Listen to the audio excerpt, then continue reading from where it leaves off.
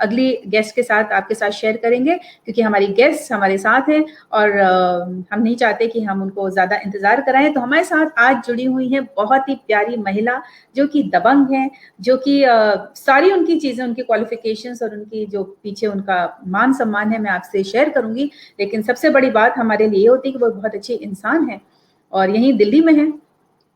तो उनके बारे में बता दूं कि हमारे साथ हैं प्रोफेसर स्वाति पाल, प्रिंसिपल, बहुत से लोगों ने उनका नाम सुना होगा। She is the principal of Janaki Devi memorial college.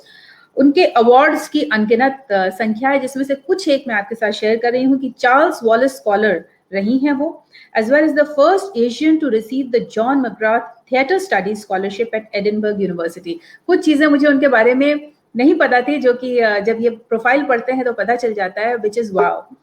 और प्रोफेसर पाल ने कई सारी किताबें लिखी, तो किताबें पढ़ने का, लिखने का, पोइट्री का उनको बहुत शौक है और उन्होंने theatre, creative and academic writing पे काफ़ी सारी किताबें लिखी हुई हैं। उनके आर्टिकल्स न्यूज़पेपर में पब्लिश होते हैं, जिसमें कि वो एजुकेशन और अपनी ड्रामा से रिलेटेड रिसर्च के बारे में काफ़ी कुछ लिखती हैं। She is the vice president of the Indian association for Commonwealth literature and language studies and an executive body member of the Indian Association for the Study of Australia, IASA. Professor Pal has presented a number of papers at both national and international conferences and has been the recipient of several awards. She also writes poetry, जो कि मैं आपको already बता चुकी हूँ। कितनी सारी चीजें एक महिला के अंदर, एक प्रकृति के अंदर छुपी हुई हैं और यही हमारी लीडर्स हैं। इसमें पुरुष और महिला का कोई विभाजन नहीं होना चाहिए। जो जिस काम को अच्छे तरीके से कर ले जाए वही लीडर है और उस लीडर के पीछे चलना बहुत ज़रूरी है। और क्योंकि जब तक हम सागर में, और वो सागर की तरह होती हैं, उसमें सागर में जब तक गोता नहीं लगाएंगे तब तक हमें मोती कैसे मिलेंगे। तो इन मोती को हम पा सकें और उनकी प्रेरणादायी कहानी सुन सकें। और चूंकि इस साल की थीम है चूज टू चैलेंज, तो हम जानते हैं प्रोफेसर पाल को यहाँ लाके कि उन्होंने कौन सा एक ऐसा चैलेंज है जो चुना। So let's bring our guest for women's day celebration, Swati with us. Swati, स्वागत है आपका, बहुत बहुत नमस्ते और बहुत बहुत स्वागत। आप 2 बार आ गई हैं तो मुझे एक जगह से आपको हटाना पड़ेगा। So yes, so now we are comfortable. I can't hear you Swati, आवाज।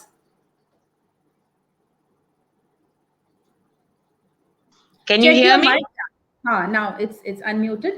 Yes. Right. So welcome to Women's Day celebrations on our forums, and happy Women's Day to you. Thank you so much, and the same to you and all those who might be joining in to listen to us. Yes. For me, every day is a Women's Day, so happy Women's Day to all of us every single day of our lives. Yes, absolutely. Bilkul. So Swati, the theme this year, as you know much better than we know, heading a college, a girls' college, the theme this year is Choose to Challenge and Women in Leadership. And you are also one of the very prominent leaders. Janki Devi Memorial College is a Delhi University college and a very prominent one at that. And you are doing wonderful work over there. So I want you to share, what challenge have you chosen which has impacted your life or maybe of people around you? Hindi English दोनों में बात करेंगे ताकि सभी समझ सके। बिल्कुल कोशिश करूंगी, हालांकि मेरी हिंदी जो है थोड़ी कच्ची है, कोई बात नहीं, कोशिश करूंगी। कोई बात नहीं, मैं उसको ट्रांसलेट कर दूंगी। आप बोलिए बस। ठीक है, बढ़िया जी। ऐसा है कि मुझे लगता है कि अगर मैं शुरुआत से मतलब अपने बचपन में जाऊं तो मुझे लगता है कि शुरुआत से ही कुछ ना कुछ चैलेंज हमेशा रहा है। ऐसा नहीं है कि जिंदगी के किसी एक मुकाम पे आकर मुझे चैलेंजेस फेस करनी पड़ी। मुझे लगता है कि शुरुआत से ही कुछ ना कुछ चैलेंज हमेशा रहा है मेरे लिए। और जो सबसे बड़ा चैलेंज रहा है मुझे लगता है वो है मैं खुद, my own self. It is my self that was most challenging. What do I mean by that? मेरा कहने का तात्पर्य क्या है? वो ये है कि जहाँ पे हर चीज की एक जजमेंट होती है, जहाँ पे लोगों को नापा जाता है उनकी खूबसूरती से, उनके रंग से, उनके चाल ढाल से, उनके टैलेंट से, वहां मैं अपने आप को बहुत ही कमजोर महसूस करती थी। मुझे लगता था कि दुनिया की जो सबसे बदसूरत महिला है वो शायद मैं हूँ। मुझे लगता था कि सबसे काली कलूटी जो होगी वो मैं हूँ। और तरह तरह की इस तरह की जो तरह तरह की बातें जो होती हैं वो मेरे भी जहन में थी। और उनको डिफीट करना, उनको उनके साथ निगोशिएट करना आसान बात नहीं रही थी। बिल्कुल, जब आप कम उम्र के होते हैं और आसपास आप इतनी खूबसूरती देखते हैं, तो इन सब चीजों का बहुत बड़ा इम्पैक्ट पड़ता है आपके ऊपर। बिल्कुल। और मैंने झेला है, लेकिन हमेशा हाथ पकड़ने के लिए कोई ना कोई आ जाता है।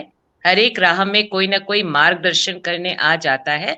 तो मैं भी बहुत इसी मंच पर आभार व्यक्त करना चाहूंगी कि कुछ ऐसे लोग आए, स्पेशली कुछ ऐसे टीचर्स आए।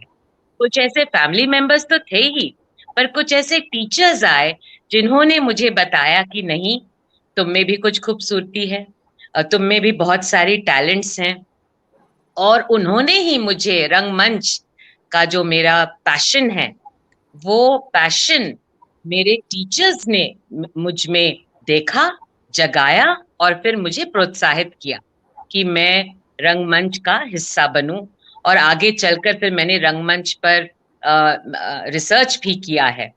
तो ये शुरू वहीं से होता है। तो पहला चैलेंज तो खुद की पर्सनालिटी थी।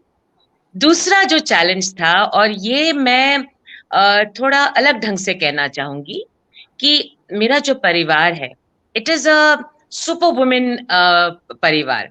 मैं 4 सिबलिंग्स में से एक सबसे छोटी हूँ। और मेरी जो बड़ी बहनें हैं, they are absolutely inspirational women. दो बड़ी जो हैं वो डॉक्टर्स हैं, तीसरी ब्यूरोक्रेट हैं। तो आप समझ ही सकते हैं कि इंस्पिरेशन तो है ही, लेकिन साथ ही साथ में एक उन्होंने बेंचमार्क क्रिएट कर दिया। अब जब मैं छोटी थी तो पढ़ाई लिखाई मुश्किल नहीं था मेरे लिए, ठीक ठाक कर ही लेती थी। क्लास 7-8 तक तो खैर बहुत ही अच्छा किया। लेकिन मेरा मन जो था वो डिबेट, एलोक्यूशन, ड्रामा। और आपको पता है कि जब आप ड्रामा करते हैं तो आपके साथ एक लेबल जुड़ जाता है, वो है ड्रामेबाज। तो मैं ड्रामेबाज थी। एक तो सबसे छोटी भी थी, ऊपर से ड्रामेबाज का भी मुझे किरदार मिल गया। तो ये सब चीजें भी अपने में, बबीता, अपने में ये भी challenges थी। They were challenges. It was not easy because I बिल्कुल, was constantly feeling the heat or the pressure of wanting to live up. I wanted it. किसी ने impose नहीं किया।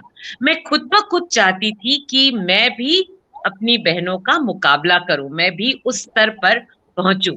लेकिन मैं अलग किस्म की थी। अब हुँ, पांचों उंगलियां तो बराबर नहीं होती हैं, सब अलग अलग होते हैं। तो मैं अलग किस्म की थी, मैं थोड़ी रिबेलियस भी थी। हुँ, तो ये सब चीजें भी चैलेंजेस रही। फिर बात आई कि I lost my father when I was 18। और जाहिर सी बात है कि जिस परिवार में एक मेरे पिताजी थे, he was the patriarch of the family. I had no brother, I have no brothers, though my sisters are amazing, they fulfil all roles. But at that point of time एक मेरे पिताजी थे जो जानते थे कि मेरा जो मन है वो जर्नलिज्म की तरफ ज्यादा है। मैं जर्नलिस्ट बनना चाहती थी। मैं रेडियो टेलीविजन में न्यूज एंकर बनना चाहती थी। और मेरे पिताजी बड़े पेशेंटली, मैं कुछ भी लिखती थी वो बड़े पेशेंटली पढ़ते थे। मेरे लेटर्स को भी वो बड़े प्यार से पढ़ते थे। और जब कभी कुछ इंपॉर्टेंट लेटर लिखना होता था, मैं इतनी उम्र में छोटी थी लेकिन फिर भी वही कहते थे कि तुम लिखा करो। और वो पढ़ते थे उसको कि तुमने कैसे लिखा, मैं जरा देखूं। तो वो बड़े खुश रहते थे मेरे डिसीजन से, उन्होंने कभी भी मना नहीं किया। और अचानक से जब मैं 18 साल की थी और वो एकदम से चले गए, बहुत ही कम उम्र में चले गए, he was still serving the army, तो मेरी दुनिया बदल गई। और मुझे समझ में आया कि बहुत ही मुझे लड़ना पड़ेगा। और दबाव तो था कि भाई गवर्नमेंट सर्विस आप ज्वाइन करें, आप भी ब्यूरोक्रेट बने।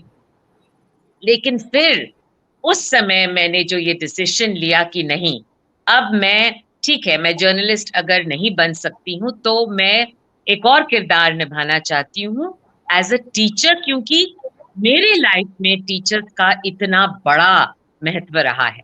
तो इसीलिए मैंने उस समय वो चैलेंज एक्सेप्ट किया। और मैं बता रही हूँ बबीता, शायद आप विश्वास नहीं करेंगी क्योंकि आप मुझे अच्छे से जानती हैं, लेकिन मेरा पढ़ाई में बिल्कुल मन नहीं लगता था। लेकिन जब मैंने निश्चय, बिल्कुल भी नहीं, लेकिन मैंने निश्चय कर लिया कि नहीं, अब मुझे हायर स्टडीज करनी है, मुझे एक लेक्चरर बनना है, और मैंने ज्वाइन किया जेएनयू।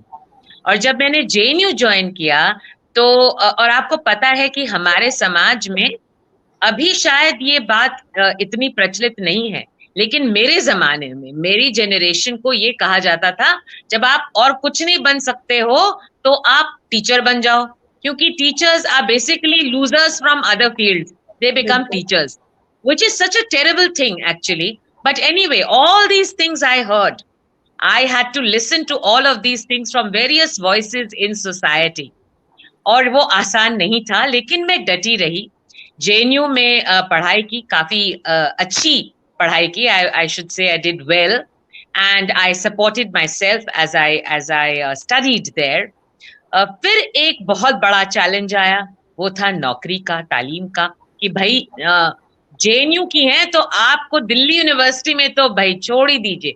ये 1995 की बात है, जब जेएनयू और दिल्ली यूनिवर्सिटी एक दूसरे के बहुत जानी पहचाने दुश्मन थे।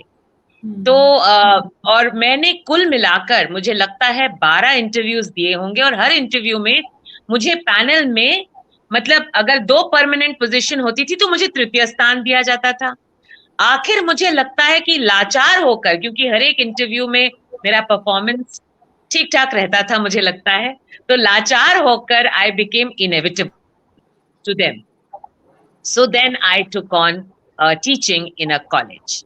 And as you rightly said, my next moment of challenge came when I had to take this decision कि मैं एक administrator बनूं कि सिर्फ एक अध्यापक रहूं, remain a teacher, because I love teaching. मुझे मतलब मुझे जब स्टडी लीव मिला था पीएचडी करने के लिए, तो मुझे अच्छा नहीं लगता था। मुझे लगता था कि मैं कब भागूं अपने बच्चों के पास। तो ये जब एक चैलेंज की तरह आया मेरी जिंदगी में, क्योंकि सब लोग कहते थे कि नहीं, तुम में वो गुण है कि तुम एडमिनिस्ट्रेटर बन सकती हो, तो मैं हमेशा कहती थी कि मुझे किसी पागल कुत्ते ने काट दिया है क्या? मैं बिल्कुल भी ये एडमिनिस्ट्रेटिव जॉब नहीं कर सकती। I am not good at handling people, I am not diplomatic. But बेटा, I can tell you that after 5 years I am very proud that I took on that challenge, because so many things that I dreamt of, मैंने जो सपने बुने थे इस मेरे परिवार के लिए, जानकी देवी मेमोरियल कॉलेज परिवार के लिए, उनमें से कई साकार किए हैं मैंने। और मेरा बेटा हमेशा कहता था कि उसकी एक स्टेप सिस्टर है जानकी देवी, जिसको मैं बहुत समय देती हूँ, और अब यही स्टेप सिस्टर है जो मेरे लिए एक तरह से एक सहारा भी है। So I have no regrets for the decisions I have taken in my life, none of them. Very nice, excellent. Swati, पहली बात तो जब आपने कहा कि आप अपनी इमेज, सेल्फ इमेज को लेके इतनी निराश थी एक उम्र में जिसमें कि आज सभी बच्चे आज भी हैं और कल भी थे, तो कहीं ना कहीं हमारी जो सोसाइटी है, the fabric of a society is woven in such a manner that the external plays a great value, and probably as part of an institution, we may start together probably a campaign wherein the inner beauty is given more prime importance, and we beat the influences of the media and the so-called Hindi film industry or from anywhere, the ad industry, the everywhere, because people keep telling you, they will be able to sell their products only when they tell you that see these are your shortcomings. तो जब तक वो हमारी कमी नहीं बताएंगे तब तक हम वो प्रोडक्ट कैसे खरीदेंगे? तो कोई काला है तो बताएंगे गोरे का गोरा गोरा बनो. So yes, but as far as your if I go by them, then मुझे तो ऐसा नहीं लगता कि आपको आपके अंदर ऐसी भावना क्यों आई, क्योंकि I always found you a very very pretty girl, little girl, because I know you from school. और आज भी आप बहुत खूबसूरत हैं। खैर वो अपनी बात होती है। और इसके अलावा जो आपने दो अपने डिसीजंस की बात की, चैलेंजेस जो आपने लिए, बिल्कुल सही है। ये सारी चीज़ें टीचर्स को एक बहुत ही रेट्रोग्रेड में रखा जाता था, जबकि जो गुरु है हमारे भारतवर्ष की, जो गुरु शिष्य परंपरा है वो सर्वोत्तम थी। और कितना बड़ा स्थान दिया गया है उस परंपरा को कि सरस्वती पूजा होती है, गुरु पूर्णिमा होती है। लेकिन कहीं ना कहीं गुरु का जो स्थान है, चाहे वो एक इंस्टीट्यूशन में हो, चाहे वो कहीं पे भी हो, वो कहीं ना कहीं it has taken a back seat and we have to kind of revive that also. But you took a decision within a family where जहाँ पे दो डॉक्टर्स थे, एक एडमिनिस्ट्रेटर थी, और पिताजी आर्मी में थे। लेकिन आप एक चूंकि रिबेल थी और आप नॉर्म्स के अगेंस्ट हमेशा जाने की आपकी जो एक चाहत थी, वो आपने उसको हकीकत बनाया क्योंकि आपको अपने ऊपर विश्वास था।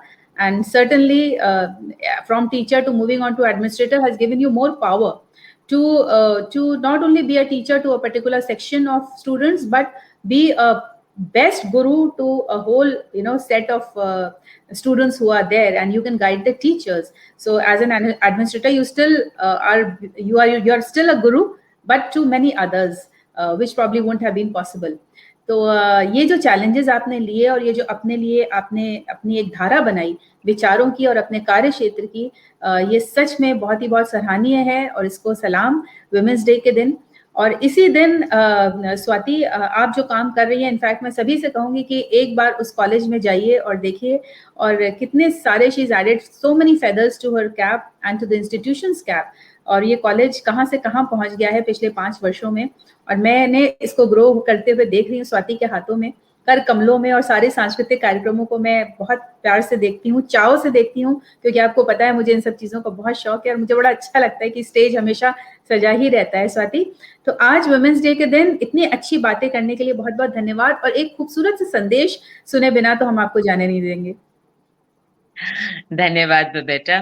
क्या संदेश दूं जब आप जैसी महिला जो कि इतना मैं आपको बहुत एडमायर करती हूँ, और मैं चाहती हूँ कि आपकी तरह आप में जो एक एंटरप्रेन्योरियल स्पिरिट है, आप में जो एक इच्छा है कि हर एक इंसान में आप खूबसूरती देखती हैं, टैलेंट देखती हैं, यही अपने में एक शिक्षा है। I feel that if each one of us women could emulate each other, अगर हम एक दूसरे के अंदर जो गुण हैं, अगर उसको देखें, उसको एम्यूलेट करें, तो उसी में बहुत बदलाव आ जाएगा। अगर थोड़ी सी जैसे कहते हैं ना, जब आप खाना बनाते हैं तो बहुत सारी इंग्रेडिएंट्स का जरूरत होता है, तो थोड़ा सा स्वाति का रिबेलियस स्पिरिट हो जाए, थोड़ा बबेटा का चार्म एंड ग्रेस हो जाए, थोड़ा उसका एंटरप्रेन्योरियल स्पिरिट हो जाए, थोड़ा मेरी कर्म निष्ठा हो जाए, तो इस तरह से अगर हम एक दूसरे से सीखेंगे और इम्प्लीमेंट करेंगे अपनी जिंदगी में, तो मुझे लगता है कि बदलाव होना तो मतलब सवाल ही नहीं है कि नहीं होगा बदलाव, जरूर होगा बदलाव, और ये हमारे हाथ में है। बस एक छोटी सी चीज कहकर मैं शेष करना चाहूंगी, जो मैं कह रही थी वो ये है कि अक्सर मैंने देखा है कि औरतें ये कहती हैं, a woman is often a women's enemy. जो दूसरी बात वो कहती हैं, और शादीशुदा औरतों को ये बड़ा सुनना पड़ता है, स्पेशली उस तरह की औरतें जो थोड़ी वोकल होती हैं, उनके बारे में कहा जाता है पता नहीं कैसे उसका हस्बैंड झेलता है, हस्बैंड तो बड़ा अच्छा है, बड़ा नेक है, मुझे बहुत सुनना पड़ता है ना। तो ये मुझे लगता है कि ये बातें जो हैं ये बिल्कुल मतलब बेतुकी बातें हैं, और इन बातों को कम से कम हम औरतें न बढ़ावा दें। हम ऐसी बातें न करें कि औरतें, क्योंकि मैं जानती हूं कि एक सिस्टरहुड जो है, that sisterhood is one of the most empowering things of life. वो सिस्टरहुड मैंने अपने परिवार में अपनी बायोलॉजिकल सिस्टर्स एंड मदर्स के थ्रू पाया है। वो सिस्टरहुड मैंने अपने प्रोफेशनल फील्ड में, एक विमेंस कॉलेज की प्रिंसिपल हूँ, वो अपनी विमेंस कॉलेज की टीम में पाया है। वो सिस्टरहुड मैंने अपने फ्रेंड्स में पाया है, जिसमें से आप भी एक हैं। तो मुझे लगता है कि अगर हम इस बात को हमेशा अपने सामने रखें, that there is a sisterhood that we can fall back upon and that we must stand by, then there is no defeating us. So that बहुत is my message to all women. Believe in yourself, believe in all the women around you. For God's sake, believe in them. That is my message, Babetta. Thank you so much. Very beautifully put, Swati. And I am Babita, so somewhere my spelling Babita, has हाँ, मैं confuse हो जाती हूँ कि तुम्हें बबीता बोलूं। मैं तो तुम्हें बबीता जानती थी बचपन में, फिर मैं तुमने अपनी बबीता। स्पेलिंग चेंज कर दी। हाँ, वो Swati, there was a time in my life when a lot of accidents were happening, and sometimes when you don't have any help, then these things kind of maybe some Yes, change can yes, happen. And yes, that's when I went for a very beautiful numerologist, and numerology is again a very beautiful science. And yes. that's how my name spelling got changed, but my name remains. It The stays Babita, pronunciation remains. as you know me. Okay, Babita.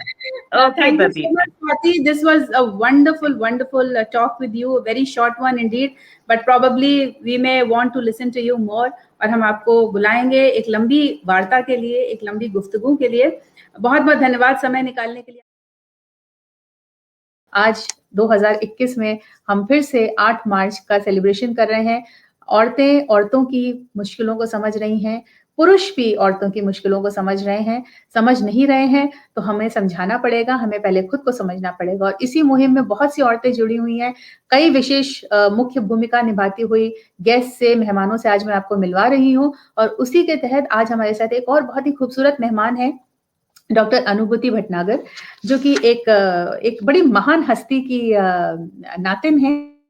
और मेरे ख्याल से नातिन है, पोती है कि नातिन, वो जब आएंगी तो मैं उनसे, काका हाथरसी का नाम आपने जरूर सुना होगा। तो कवि परिवार से हैं वो, और खुद भी कवित्री हैं, लिखती हैं। लेकिन उससे भी बहुत बड़ी बात है कि वो एक बहुत ही खूबसूरत उन्होंने फाउंडेशन की नींव रखी, जिसका नाम है नियो फ्यूजन क्रिएटिव फाउंडेशन। अब नियो फ्यूजन क्रिएटिव फाउंडेशन नाम तो बहुत बड़ा सा लग रहा है, लेकिन काम उनका बहुत ही जिसको आप कहेंगे कि हर एक के मन में वो बात आती है, लेकिन कर बहुत कम लोग पाते हैं, जिसको अनुभूति ने करके दिखाया, डॉक्टर अनुभूति ने करके दिखाया। वो ये कि जो स्कूल ड्रॉप आउट्स होते हैं, जो बच्चे अंडर प्रिविलेज सेक्शन के, वो भी जो मतलब जिनके यहाँ बिलो पॉवर्टी लाइन जिसको कहेंगे, उनको हमारी तरह से वो सारे प्रिविलेजेस नहीं मुहैया हैं, तो स्कूल जाना उनका बंद हो जाता है, पढ़ाई कर नहीं पाते हैं, स्कूल में समझ आती नहीं है, तो उनको उनकी पढ़ाई का भार, कार्यभार, और जो ऑलरेडी ड्रॉप आउट हो चुके हैं, जो छोड़ चुके हैं, उनको भी वापस लेकर उनकी एजुकेशन कंप्लीट करना। और उसमें ये बहुत अग्रसर है, इनकी फाउंडेशन, इनकी एनजीओ है, बहुत बढ़िया बेहतरीन काम कर रही है, कई सारे अवार्ड्स इनको मिल चुके हैं। इसके साथ ही बहुत ही मतलब दिल को छू लेने वाली बात है कि इनकी संस्था ने करीब करीब 9,000 बच्चों के साथ काम किया और उनको इम्पैक्ट किया है, और कई बच्चों को ये मेन स्ट्रीम में लेकर आई हैं, जो अच्छी अच्छी जगह इस समय एम्प्लॉयड हैं, कार्यरत हैं। तो इससे खूबसूरत काम आप समाज के लिए क्या कर सकते हो, और जो भी हम कर सकते हैं वो उसमें अनुभूति भी शामिल है, और अनुभूति समाज को दे रही है। जैसे कि हमारी संस्था का नाम ही लेट्स गिव बैक है, तो लेट्स गिव बैक के अंतर्गत ये सारे काम जुड़े हुए हैं। तो बुलाते हैं हम आज की अपनी एक और गेस्ट, खूबसूरत महिला दिवस पे डॉक्टर अनुभूति भटनागर। स्वागत है अनुभूति आपका हमारे शो में, आज के सेलिब्रेशन में, महिला दिवस 2021, और आपको बहुत बहुत बधाई हो। धन्यवाद बहुत सारा, और आपने मुझे आज बुलाया और इस अवसर पर मुझे बोलने का मौका आप दे रहे हैं, तो बहुत सारा धन्यवाद आपको first of all. Thank you अनुभूति। हमने आपके बारे में थोड़ा सा परिचय दिया, बहुत इसको बोलूंगी क्षण भर। काम तो बहुत सारा है, बहुत बड़ा है, लेकिन उसको कहीं ना कहीं हमें पिरोना होता है। और इस काम से जुड़े, लेके या आपके जीवन से जुड़े, क्योंकि आज का जो थीम है वो है आई चूज टू चैलेंज, या मैंने चुनौती को एक्सेप्ट किया। तो उसमें मैं चाहूंगी कि आप कुछ ऐसी चुनौतियां जिसमें असमंजस में थी, जिसके बारे में आम इंसान जो है वो सोच नहीं सकता है, उसको लगता है कि मैं कैसे ये कर पाऊंगी, वो आपने कर दिखाया। आपने पहले तो उसको एज अ चैलेंज लिया, और उसके बाद उसको किया, उससे आपने अपने जीवन का सुधार किया, अपने आसपास के जीवन का सुधार किया, और वो एक प्रेरणा के तौर पे आपको खुद ही रोशनी दिखाता है और उसके साथ-साथ औरों को भी। तो उसके बारे में ज़िक्र कीजिए। बिल्कुल। तो मैं आपको एक छोटी-सी कहानी से शुरुआत करती हूँ जो मेरे ज़िंदगी में घटित हुई कि कैसे न्यू फ्यूजन की नींव रखी गई और कैसे उस चैलेंज को मैंने स्वीकार किया कि मैं इस चैलेंज को लेकर और आगे बढ़ती हूँ। तो ये है बात 2012 की। मैं बीमार थी, बेडरिडन थी फॉर फ्यू मंथ्स। और उसके बाद मेरे उसी समय ये ऐसा हुआ कि मेरी कुक थी, कुक बहुत मेरी अपने बच्चे की बहुत तारीफ़ करती थी कि दीदी बहुत अच्छे से पढ़ता है, देखना वो तो मैं तो खाना बनाती हूँ, घरों में काम करती हूँ, लेकिन वो कुछ बहुत अच्छा करेगा और मेरा बुढ़ापा बहुत अच्छा कटेगा। एक दिन वो रोती हुई मेरे पास आई और बोलती है कि दीदी मैं बहुत परेशान हूँ। मैंने कहा क्या हो गया? कहती है दीदी मेरा बेटा बिल्कुल पढ़ नहीं रहा है और मैं बहुत ज़्यादा परेशान हूँ और मैं कैसे उसको पढ़ाऊँ मुझे समझ में नहीं आ रहा और वो कह रहा है मुझे स्कूल के से नाम कटवा दो, मुझे स्कूल नहीं जाना और मुझे तो कुछ और करना है और मुझे नहीं पता मुझे अभी भी मतलब वो ये भी नहीं बता पा रहा है कि वो क्या करेगा लेकिन वो स्कूल नहीं जाना चाहता। तो मैंने उससे उस समय कहा कि अभी तो मैं इस स्थिति में नहीं हूँ कि कुछ कर पाऊँ, लेकिन हाँ, जैसे ही मैं ठीक होती हूँ, मैं सबसे पहले उससे बात करूँगी और मैं देखूँगी। तो मैंने बच्चे से बात की तो मैंने जैसे हम लोगों को ये लगता है कि लेस प्रिविलेज हैं, उतना उनको सुविधाएँ नहीं हैं, फाइनेंशियल प्रॉब्लम्स हैं तो इस वज़ह से शायद वो स्कूल नहीं जा पाते। लेकिन जब मैंने उस बच्चे से बात की तो बहुत डिफरेंट चीज़ें निकल कर आई, तो फिर हमने ये सोचा कि क्यों ना एक सर्वे किया जाए आस-पास और बच्चों से भी पूछा जाए कि कैसे क्या इश्यू हैं, कि क्यों बच्चे स्कूल नहीं जाना चाहते या ड्रॉप आउट हो जाते हैं। तो हमने एक सर्वे किया, तो सर्वे में ऐसे तथ्य सामने आए जो कि हमें हिलाने वाले थे। हमें लगा था कि शायद आर्थिक वजह से वो लोग नहीं जाते हैं। लेकिन उन्होंने ये बताया कि जिस तरह का माहौल उनको स्कूल में मिल रहा है, वो उस माहौल से खुश नहीं है।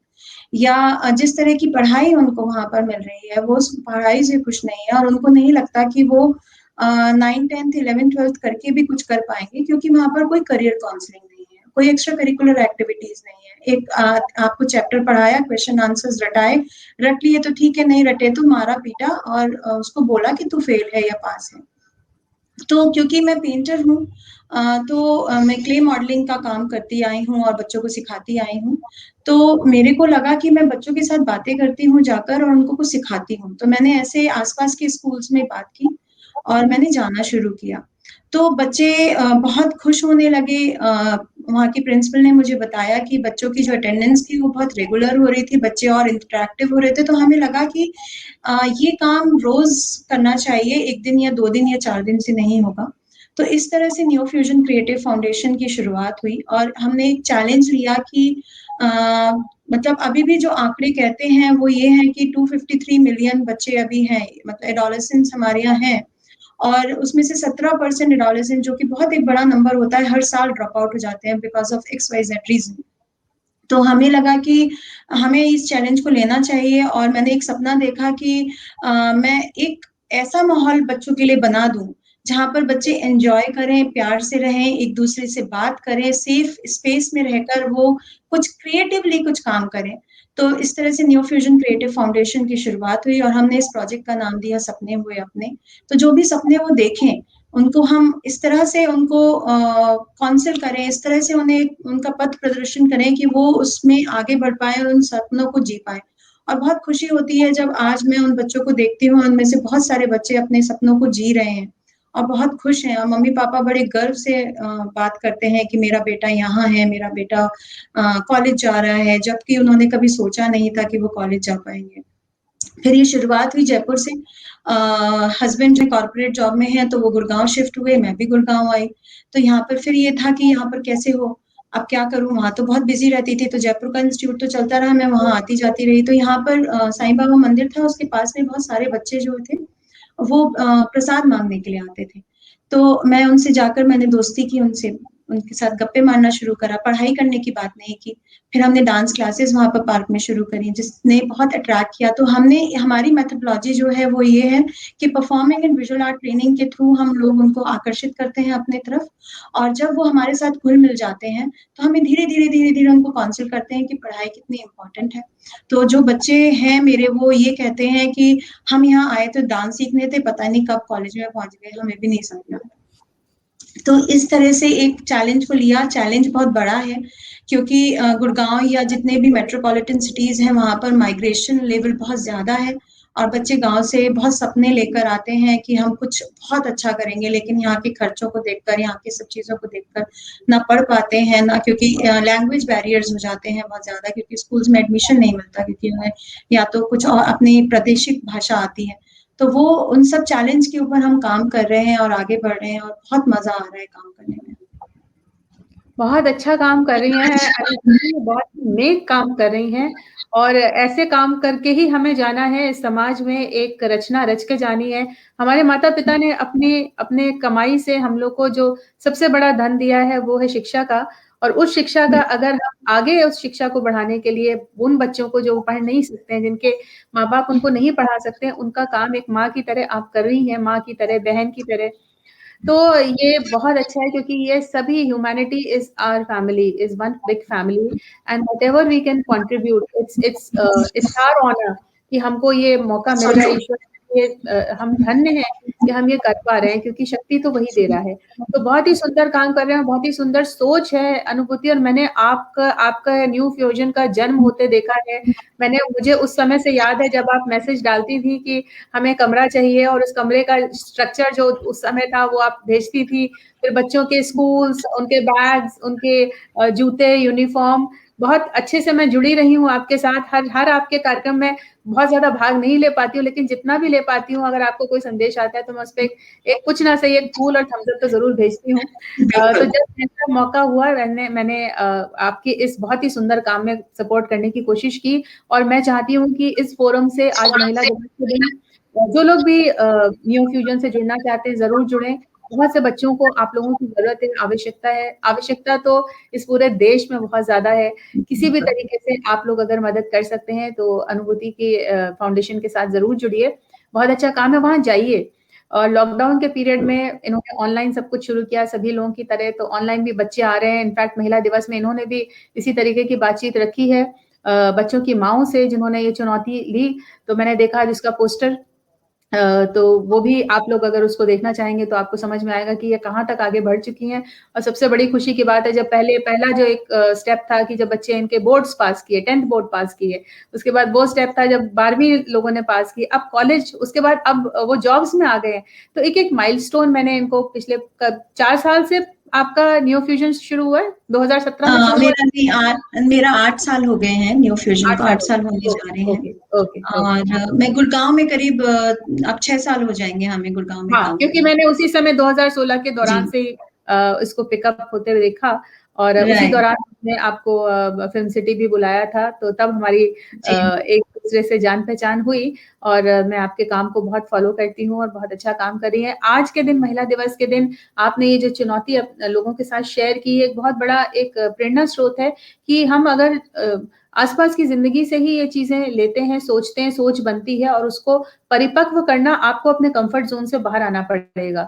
तो ये होम बिल्कुल, मेकर होते हुए, अपने काम करते हुए, अपने क्वालिफिकेशंस, अपने जॉब करते हुए अगर आप इस तरीके का कोई दायित्व लेते हैं तो उसमें बहुत जूझना पड़ता है, बहुत सारे काम करने पड़ते हैं, प्रमोशंस होते हैं, कोलैबोरेशंस होते हैं, उन बच्चों के साथ जुटना पड़ता है, और वो बहुत खूबसूरती से अनुभूति कर रही हैं, निरंतर कर रही हैं, और ईश्वर उनको इतनी शक्ति दे कि ये काम जितने दिन दूनी रात चौगनी बढ़े, क्योंकि इसकी बहुत धन्यवाद। आवश्यकता है हमारे समाज को।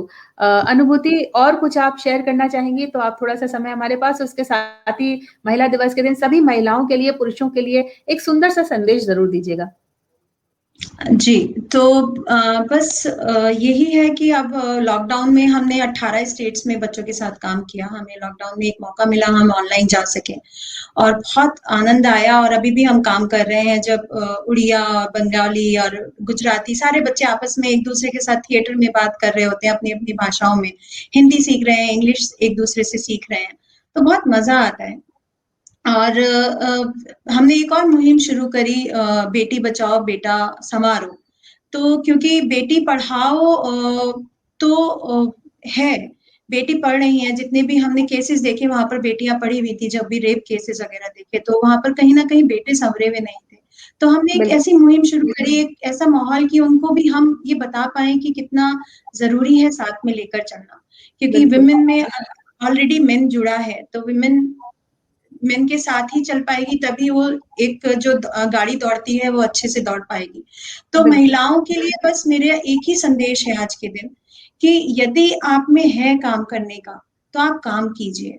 आप इसलिए मत छोड़िए, क्योंकि मैं बहुत सारी बबीता जी, बहुत सारे लोगों को, महिलाओं को देखती हूँ जो कि ये सोचते हैं कि नहीं, मेरा बेटा बेटी जो है पढ़ जाए और मैं अभी अपनी जॉब छोड़ देती हूँ, उसको पढ़ाती हूँ और उसको कुछ बनाती हूँ। तो कहीं ना कहीं हम मम्मियाँ ये संदेश अपने बेटों को या बेटियों को दे रहे होते हैं कि शादी के बाद माँ को काम नहीं करना होता। तो बेटा ये सोचेगा कि मेरी बहू आएगी तो शायद वो काम नहीं करेगी, मेरे बच्चे पालेगी, और बेटी को ये लगता है कि मेरी शादी हो जाएगी तो मैं बेटे अपने बच्चे देखभाल करूंगी। तो कहीं ना कहीं हम एम्पावर नहीं करते हैं उनको। तो आप लोग इसलिए अपने प्रोफेशंस को मत छोड़िए, क्योंकि आपको अपने बच्चों को देखना है। आप में इतनी शक्ति है, जब आप एक बच्चे को पैदा कर सकते हैं तो 100% आप दोनों चीजों को सामंजस्य बिठाकर, दोनों चीजों को बैलेंस करके आगे लाइफ में चल सकते हैं। तो कोई भी प्लीज इसलिए जॉब मत छोड़िए कि आपको अपने बच्चों को पालना है, क्योंकि फिर एक उम्र होती है 45 साल 46 साल, जब बच्चे बाहर पढ़ने चले जाते, तब महिलाएं पूछती हैं कि हम क्या करें और कैसे अपना समय बिताएं, या तो वो रोती रहती हैं क्योंकि बच्चे दूर हैं। तो वो रोने का मौका या वो ढूंढने का मौका उस समय मत दीजिए। आप में टैलेंट जो है कूट कूट के भरा है, और उस टैलेंट को शुरू से लेकर चलिए। हाँ, थोड़ा स्लो कर दीजिए अपने काम को, चाहे आप चाहते हैं, लेकिन छोड़िए मत। छोड़ देंगे तो दोबारा से उसको लेना मुश्किल हो जाता है। तो मेरा बस यही संदेश है, और मैं ये बात हर बार हर व्यक्ति को बोलती हूँ। मेरी फ्रेंड्स हैं, उनको भी यही बात मैं समझाती हूँ कि प्लीज बस छोड़ना मत, चाहे थोड़ा कम करना, लेकिन करना।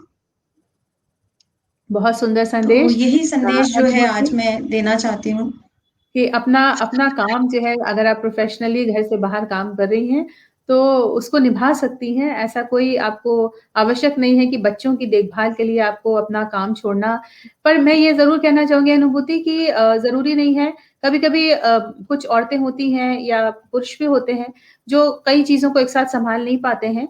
तो इस कारण ना छोड़ें कि आपको छोड़ना है, क्योंकि छोड़ना चाहिए। यदि आप निभा नहीं पा रही हैं, सँभाल नहीं पा रही हैं, अपनी देखभाल नहीं कर पा रही हैं, तो आप छोड़ दीजिए वो काम, लेकिन उसके साथ संलग्न रहिए, अपनी क्रिएटिविटी के साथ अपने लिए समय निकालिए और जो भी आप कर रही हैं उससे जुड़ी रहिए, चाहे वो पढ़ाई के तौर पे, चाहे वो अपग्रेडेशन के तौर पे, और इस तरीके से अपनी ज़िंदगी को आप हमेशा जीती रहिए। जो आपका एक पर्सनल लाइफ़ है उसको छोड़िए मत, क्योंकि वो फिर जब छूट जाता है तो उसके बाद बहुत सारे पछतावा होता है, बहुत रिग्रेट्स होते हैं कि हमने क्यों छोड़ा। तो सुंदर संदेश है, आपने अपने जीवन से जुड़ा हुआ एक संदेश दिया महिला दिवस पे। बहुत-बहुत बधाई नियो फ्यूजन को और नियो फ्यूजन की जन्मदात्री को और आपके माता-पिता को। बहुत-बहुत धन्यवाद आज जुड़ने के लिए। आज छोटी-सी टॉक है, हम आपके बारे में और आपके काम के बारे में एक लंबी वार्ता रखेंगे जल्द ही, ताकि हमारे दर्शक, सुनने वाले सब आपको और अच्छे से पहचान पाएँ, आपके काम को पहचान पाएँ। बहुत-बहुत धन्यवाद। नमस्ते। धन्यवाद। नमस्कार।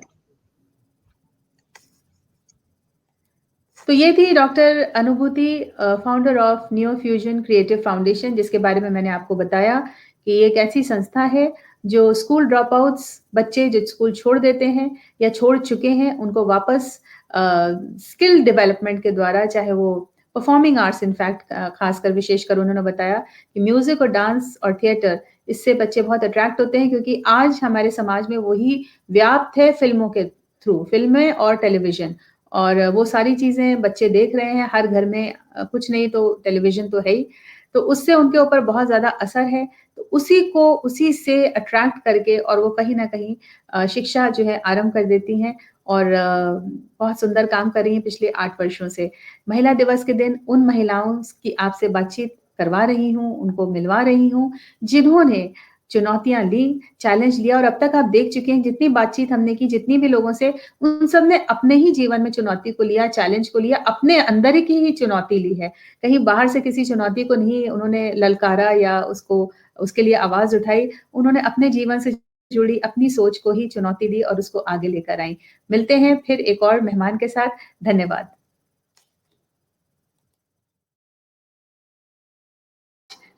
इस समय हमारे साथ हैं प्रिया भार्गव, जो कि एक प्रैक्टिसिंग साइकोलॉजिस्ट है। यहाँ से शुरू करते हैं क्योंकि ये उनकी खास क्वालिफिकेशन है, और इस समय ये ऑनलाइन किसी ऑर्गेनाइजेशन के साथ एज अ साइकोलॉजिस्ट जुड़ी भी हुई हैं। प्रिया विनर मिस व्हीलचेयर इंडिया रही हैं, brand ambassador miss wheelchair world Bharat के लिए, ब्रांड एम्बेसडर फॉक्साई गायनोकोलॉजिस्ट की एक एसोसिएशन है, जिसकी अगेन ये ब्रांड एम्बेसडर है, और save girl child of women empowerment की भी ब्रांड एम्बेसडर है। और हमारी जो संस्था है एनजीओ लेट्स गिव बैक, उसमें करेज, यानी कि आपके अंदर जो एक जज्बा होना चाहिए किसी भी चीज को फाइट करने का, उसमें अगर मैं सबसे आगे किसी को खड़ा देखती हूँ तो प्रिया को देखती है। तो हमारी लेट्स गिव बैक ऑर्गेनाइजेशन की ब्रांड एम्बेसडर फॉर करेज प्रिया भार्गव हैं, जो कि मेरी बिटिया की तरह है। She is a very very beautiful artist also. इनके बहुत सारी एग्जीबिशंस लगी हैं आर्ट वर्क्स की, और उन्होंने अपनी जिंदगी में कौन सी ऐसी चुनौती है जिसको शी चोज टू चैलेंज, और उसको किस तरीके से उनका जीवन उससे बेहतर बना, या इस थीम के बारे में, महिला दिवस के बारे में, अंतर्राष्ट्रीय वुमेन्स डे के बारे में क्या उनका सोचना है, क्या कहना है, इसके लिए हम उनको बुलाते हैं और एक छोटी सी बातचीत प्रिया भार्गव के साथ। स्वागत है प्रिया आपका आज इस खास दिन, विशेष दिन महिलाओं के लिए, महिलाओं द्वारा। और आपसे प्यारी खूबसूरत महिला और कौन होंगी जिनको हम अपने फोरम के थ्रू प्रेजेंट कर सकते हैं। Thank you, Bhavita ji. Thank you for inviting me on this talk show. आपके टॉक शोज हमेशा बहुत ही ज्यादा मोटिवेटिंग होते हैं, एंड मुझे बड़ा अच्छा लगता है जिस तरह से आप हर चीज को ढालती हैं अपने शब्दों में। हर चीज बड़ी खूबसूरत लगने लगती है। आप जो भी किसी भी तरीके से कोई चीज प्रस्तुत करती हैं बहुत सुंदर होती है। Thank you. So I'm glad, I'm honored कि हर बारी आप मुझे इतना ऑनर देती हैं, एंड मैं हमेशा आपके आसपास रहना चाहती हूँ और मुझे बहुत अच्छा लगता है आपके आसपास रहना। Thank you Priya. So प्रिया, आज की जो हमारी थीम है, और आप सुन ही चुकी होंगी, इंटरनेशनल वुमेन्स डे की थीम है वो, और दुनिया भर में हम उसको मना रहे हैं कि हमने चुनौती दी। I chose to challenge. So you have challenged a lot of things, I know from they are innumerable, but उनमें से कोई एक या दो जिसके बारे में आज आप शेयर करना चाहेंगी, जो कि मोटिवेटिंग हो औरों के लिए भी। इंस्पायरिंग तो आपकी जिंदगी ही है, लेकिन कुछ ऐसी चीज जो आप लोगों के साथ शेयर करना चाहेंगी। जो सबसे ज्यादा जिस चीज को मैं चैलेंज करती हूँ और हमेशा से करती आई हूँ वो है मेरा डर। और इस डर ने ही, मैं ये मानती हूँ कि मेरा डर ही है जो मुझे आगे बढ़ाता है। हर बार जब जिस चीज से मुझे डर लगता है मैं उसी को ही जीत लेती हूँ। पहले जब मेरी एजुकेशन पूरी नहीं हुई थी तो मुझे इस बात का डर लगता था अगर मैं क्वालिफाइड नहीं हूँ सो मैं अपनी लाइफ में क्या करूंगी, how would I earn money. So that is why मैं अब आज की डेट में डबल पोस्ट ग्रेजुएट हूँ। सो इतनी पढ़ाई करी कि अब मैं कॉन्फिडेंट फील करती हूँ अपने आप में। सिमिलरली मैं अपनी हेल्थ का, मुझे हमेशा डर रहा कि अगर ज्यादा तबीयत खराब हो गई तो मैं कैसे, मेरे पेरेंट्स मेरे कैसे केयर करेंगे और मैं अपनी केयर कैसे करूंगी। तो उसके लिए मैंने अपनी हेल्थ को अच्छा रखना, अपने आप को फिट रखना, उसको अपने आप को हमेशा चैलेंज किया है कि मैं अपने वेट को कंट्रोल करके रखूं। सिंस मेरी डिजीज में ऐसा होता है कि वाटर रिटेंशन होती है और आई गेन वेट। सो उस पे मैंने काम किया, अपनी डाइट पे काम किया और अपने आप को आज मैं फिट रखती हूँ। और हर जो ये डिजीज मुझे चैलेंज देती है हर बारी, like I at present I am wearing this band because I have lost a lot of hair. मेरी कीमोथेरेपेटिक मेडिसिन चल रही हैं, उसकी वजह से मैं ऑलमोस्ट बॉल्ड हूँ यहाँ से। बट मुझे अक्सर अभी इवेंट्स हो रहे हैं और मुझे जाना पड़ता है, अटेंड करना होता है। मैं चाहती हूँ लोगों से मिलना, मैं छुपना नहीं चाहती, ऑल बिकॉज मेरा कुछ पार्ट मेरी बॉडी का चला गया शॉर्ट पीरियड के लिए।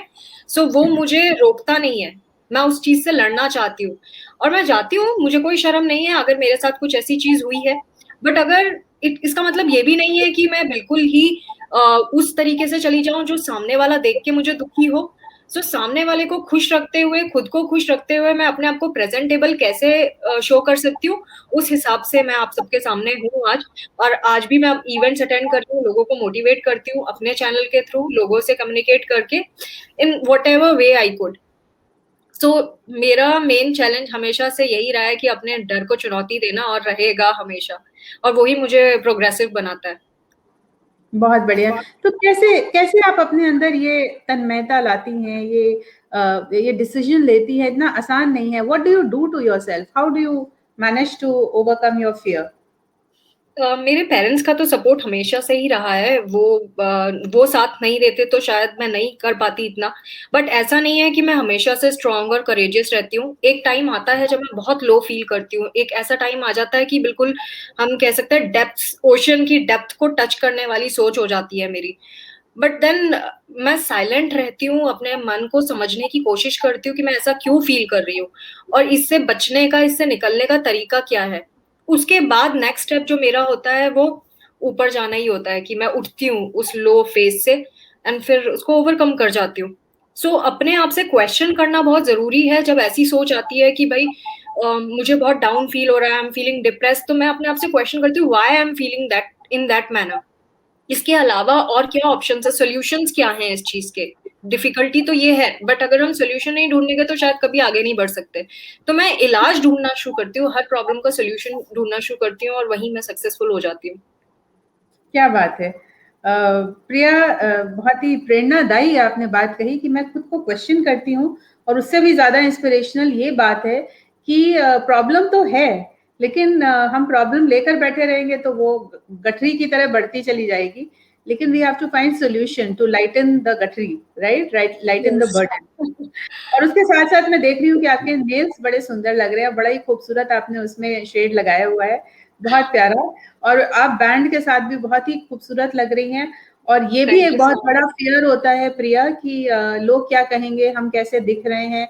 तो आपने you have reached beyond superficial looks do matter, it is for your own motivation, अच्छा लगता है। लेकिन आप लुक्स को होल्ड करके नहीं रख सकते हैं। जैसे जैसे समय बीतता है, हर इंसान, एक बच्चा जो होता है उसकी स्किन से फिर वो बड़ा होता है, एडल्टहुड में आता है, वही बड़े खूबसूरत खूबसूरत लोग, आप स्टार्स को देखिए, सेलिब्रिटीज को देखिए, जिनको हम लोग देखकर बड़े खुश होते हैं। जब उनकी एज आती है ऐसी जिस समय वो बिल्कुल ढल जाते हैं, तो उनके अंदर लुक्स तो शायद ढल जाते हैं, लेकिन अगर उनका व्यक्तित्व, उन्होंने अपने व्यक्तित्व पे काम किया है, तो वो एक बहुत बड़ी मिसाल होती है, बहुत बड़ी पिलर होती है, जिसके सहारे लेगेसीज चलती हैं पीछे की।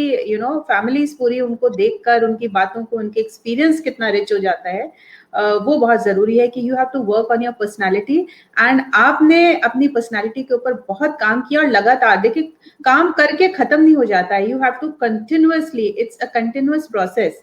तो निरंतर काम करना है आपको अपने व्यक्तित्व को निखारने के लिए। और वो जो व्यक्तित्व होता है वो कहीं ना कहीं आपके लुक्स को बिल्कुल ही ओवरशैडो कर देता है। तो मैं आपसे एक और चीज शेयर करना चाहूंगी Babita ji. I am sorry, मैं आपको बीच में रोक रही हूँ। नहीं, ये आज लास्ट टाइम जब मैं लास्ट टाइम आपके शो में आई थी, इफ यू रिमेम्बर, मेरा एक टूथ गायब था। बिल्कुल जी। और उसमें मेरा टूथ इम्प्लांट हुआ है, अभी टेम्परेरी लगा है, बट अभी 2-3 महीने में मेरा परमानेंट लग जाएगा। इसके लिए भी मैं कहना चाहूंगी, क्योंकि कई लोग क्वेश्चन करते हैं कि ठीक है जैसे हो वैसे ही क्यों नहीं रहना चाहते हो, why do you want to put some artificial thing over your face और समथिंग लाइक दैट। बट मैं थोड़ा सा अलग सोचती हूँ। मैं ये सोचती हूँ कि जो चीजें हम चेंज कर सकते हैं, और अगर वो चीज आपको मोटिवेट करती है या हेल्प करती है, तो आपको करना चाहिए। इसमें कोई चीज गलत नहीं है। मेरा फ्रंट टूथ था, मुझे दिक्कत होती थी, खाने में भी दिक्कत होती थी क्योंकि वो आगे का इंसीजर टीथ था, और बाइटिंग में दिक्कत होती थी। सो मुझे लगा कि ये अपीयरेंस में तो बुरा लगता है, साथ में मुझे भी दिक्कत कर रहा था। सो आई वेंट फॉर इट। सो मुझे नहीं लगता कि इसमें कोई खराबी है अगर हम अपने उन चीजों को ठीक करते हैं जो चीज ठीक हो सकती है। जो ठीक नहीं हो सकता, मेरी बीमारी है वो इनक्यूरेबल है, उसको नहीं ठीक किया जा सकता। अब मैं उसको बैठ के रो नहीं सकती कि भाई मैं तो बीमार हूँ, अब मुझे दवाइयां खानी पड़ रही हैं रोज, दिन में 3-3 बारी। बेटर ये है कि उसको हैप्पीली एक्सेप्ट किया जाए, और जिसको ठीक किया जा सकता है उसको ठीक कर लिया जाए। सो वो भी एक मोटिवेशन होता है। हम अपने आप को नहीं संभालेंगे तो कोई और कैसे संभालेगा। बिल्कुल बिल्कुल बिल्कुल। बहुत ही अच्छा लगा प्रिया आज आपसे बात करके, और हमारी ऐसी ही इंस्पिरेशनल वुमेन जो हमारे फोरम पे आज हैं, जो मेरे कई सारे फोरम्स हैं जिनमें आपका ये जो प्रोग्राम है और आपकी बातें हैं वो टेलीकास्ट हो रही होंगी 8 मार्च को, जो कि अंतर्राष्ट्रीय महिला दिवस के तौर पे मनाया जाता है। और हम चाहते थे कि ऐसी प्यारी प्यारी बातें हमारे बाकी महिलाओं तक पहुंचे, ताकि कहीं पे अगर वो अपने चैलेंज को ले नहीं पा रही हैं या उससे जूझ नहीं पा रही हैं या उससे अपने जीवन की उलझनों को सुलझा नहीं पा रही, तो वो कर पाएं।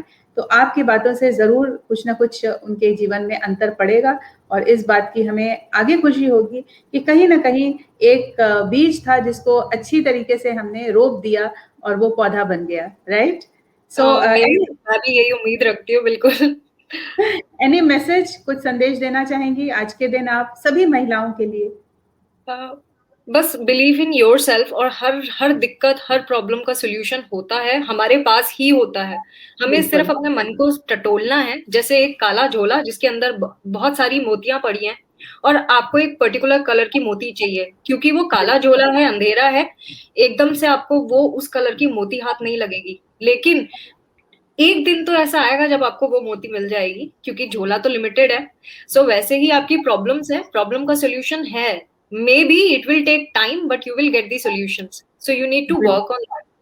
बिल्कुल This is my बिल्कुल। message to everyone. Thank you so much Priya, thanks for joining and all the best for your future journey. Thank you so much for having me. नमस्ते। बहुत अच्छा लगा आपसे बात करके। थैंक यू, मुझे भी। तो ये थी प्रिया भार्गव, और इनके बारे में आप पहले भी हमारे गुफ्तगू सेशन में जान चुके हैं। प्रिया व्हीलचेयर के साथ, उनका जीवन व्हीलचेयर के साथ है, व्हीलचेयर उनके साथ है, वो व्हीलचेयर के साथ हैं। उनके जीवन में कुछ ऐसी घटनाएं हुई, कुछ ऐसी बीमारी उनको हुई जिसकी वजह से उनके पैर जो हैं वो कमज़ोर पड़ गए, और लेकिन वो कमज़ोर नहीं पड़ी। सबसे बड़ी बात है कि कोई भी कमज़ोरी हमारे जीवन में आती, चाहे मानसिक हो चाहे शारीरिक हो, वो तो हो ही गई। जैसा कि उन्होंने बहुत अच्छे तरीके से कहा कि प्रॉब्लम्स तो हैं और वो रहेंगी और हमेशा रहेंगी, लेकिन सोल्यूशन क्या है? सो द बेस्ट सोल्यूशन जो है वो निकाल के वो अपनी ज़िंदगी में आगे बढ़ रही हैं, हमेशा आगे ही बढ़ते मैंने उनको देखा है। और इसी तरीके से मैं चाहती हूँ कि आज महिला दिवस के दिन जितनी भी महिलाएं हमसे जुड़ेंगी या हमारी इन बातों को सुनेंगी, प्रिया को सुनेंगी, वो अपने जीवन में आगे ही बढ़ें, सोल्यूशंस को फाइंड करें, प्रॉब्लम्स को लेकर बैठे ना रहें, क्योंकि problems is a part of life and solution is also a part of life. So I choose to challenge the problems. Thank you very much.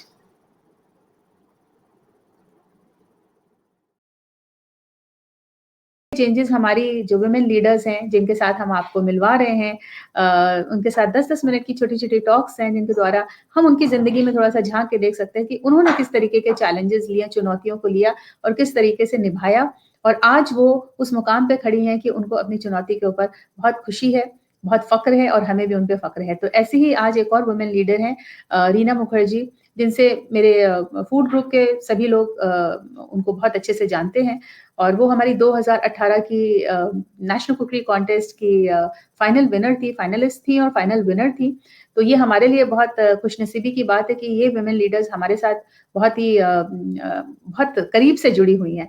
तो रीना मुखर्जी को लाने से पहले मैं बता दूं कि वो एक वर्क क्षेत्र, प्रोफेशनल वर्क क्षेत्र में काम कर रही थी। एनटीपीसी में असिस्टेंट की तरह उन्होंने ज्वाइन किया था, और जब वो रिटायर हुई तो वो एचआर मैनेजर की तरह थी, यस मैनेजर एचआर थी, और 2016 में उनका रिटायरमेंट हुआ था। 2016 से लेकर अब तक जो उनका एक पैशन था खाना पकाने का, खाना जो शायद एज अ प्रोफेशनल लेडी जो घर से बाहर काम करने जाती है उतनी ज्यादा खूबसूरती से या इतना टाइम नहीं दे पाती अपने किचन को, तो वो उन्होंने अपने रिटायरमेंट के बाद उन्होंने अपना एक पैशन ढूंढ लिया, और आप सब उनके पैशन का रिजल्ट देख ही सकते हैं कि वो किस तरीके से खाने को लेके, खान पान को लेके इस क्षेत्र में उतरी हैं, और ना ही सिर्फ बंगाली ट्रेडिशन, सभी ट्रेडिशंस को बहुत अच्छे से निभाती हैं और खान पान की समझ है।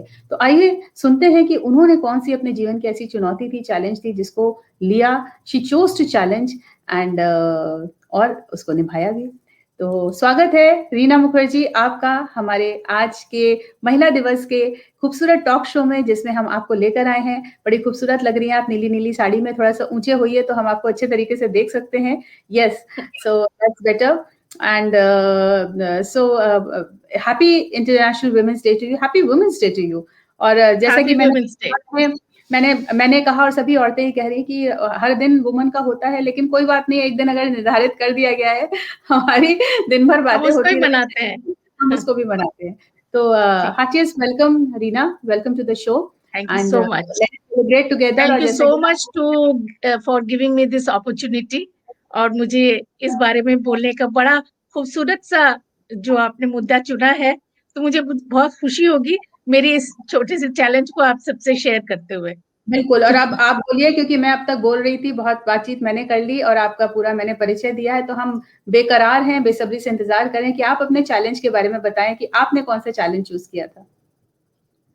चैलेंजेस तो लाइफ में बहुत ही आए और भगवान की कृपा रही, और जो भी मेरा जो